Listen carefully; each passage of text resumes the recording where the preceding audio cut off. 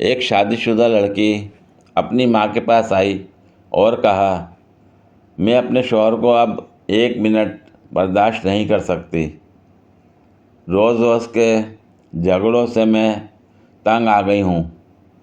میرا دل کرتا ہے اسے مار دوں، لیکن قانون سے ڈر لگتا ہے کہ میری بھی زندگی برباد ہو جائے گی۔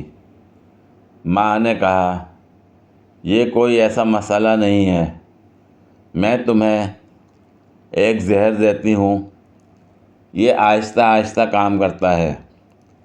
روزانہ اسے تھوڑا تھوڑا کھانے میں دینا، بس کھانا لذیذ بنانا کہ اسے شک نہ ہو۔ لڑکی خوش ہو گئی۔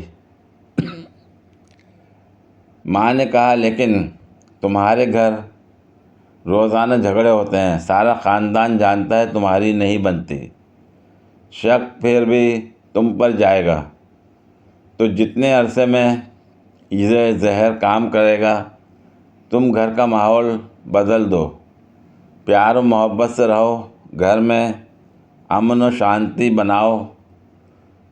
بیچارہ کچھ عرصے کا مہمان ہے، اس پر شک نہ کرو، بیجا فرمائشیں نہ کرو، خود کو بنا سنوار کر رکھو، میٹھی زبان استعمال کرو تاکہ نہ شوہر کو نہ اس کے خاندان کو بعد میں شک ہو کہ اس کی موت کی ذمہ دار تم ہو۔ لڑکی نے کہا، ہاں، کچھ عرصہ کے لیے میں یہ کر لوں گی۔ وہ زہر کی پڑیا لے گئی۔ مہینے بعد وہ آئی اور ماں سے کہا، اس زہر کا کوئی توڑ ہے؟ ماں نے کہا، کیوں؟ لڑکی نے کہا، میں نے چند دن اسے پابندی سے زہر دیا، لیکن وہ تو بہت بدل گیا، میرا اتنا خیال رکھتا ہے، مجھے اتنی محبت اس نے دی کہ میں شرمندہ ہو گئی، یہ میں کیا کرنے جا رہی ہوں؟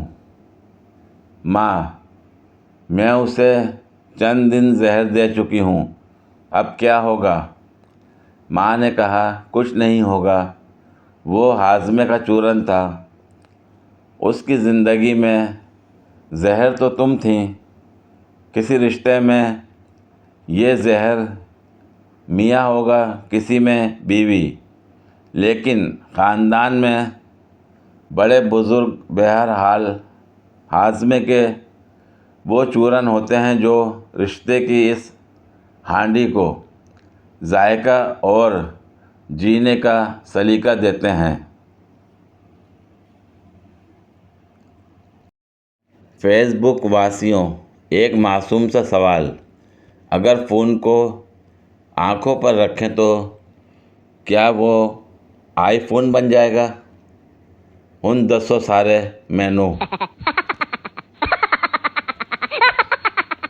ناول لکھنے والی باجیوں کا دماغی توازن درست نہیں ہوتا، ہیروئن ڈپریشن میں چلی جائے یا پاگل خانے، لیکن ہیروئن ہمیشہ خوبصورت رہے گی۔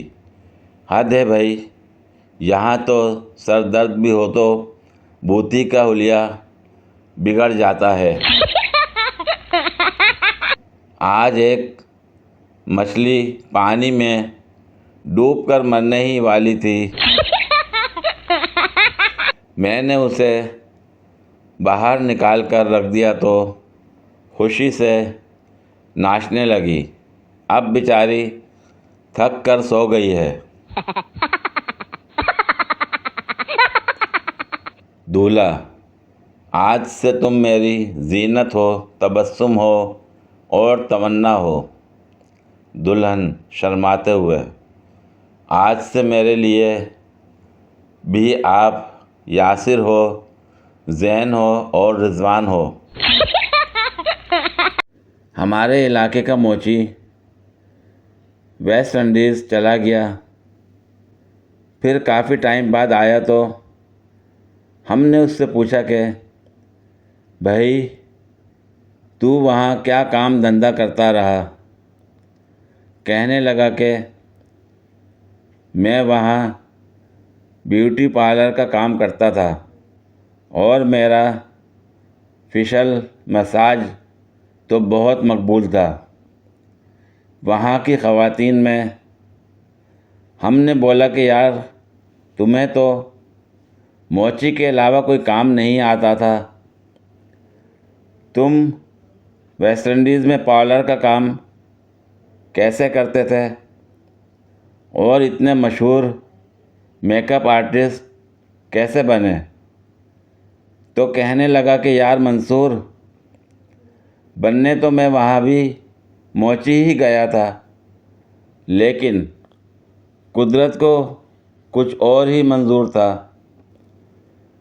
میں جو پاکستان سے پالش لے کر گیا تھا تو ایک دن ایک لڑکی نے اسے کریم سمجھ کر چہرے پر لگا لیا، جس سے اس کے چہرے پر حد درجہ شائننگ آ گئی۔ آس پاس کھڑے لڑکے اس پر فریفتہ ہو گئے۔ بس پھر کیا تھا، میرے ارد گرد لڑکیوں کا ہجوم لگ گیا اور اس طرح میرا پارلر کا بزنس چل پڑا اور میں پپو موچی سے بلیک شائن فیشل مساج والا مشہور ہو گیا۔ پوری ویڈیو دیکھنے کے لیے شکریہ۔ اگر ویڈیو پسند آئی ہو تو لائک اور شیئر کریں، کمنٹ میں اپنی رائے کا اظہار کریں۔ مزید ویڈیوز کے لیے میرے چینل کو سبسکرائب کریں۔ شکریہ۔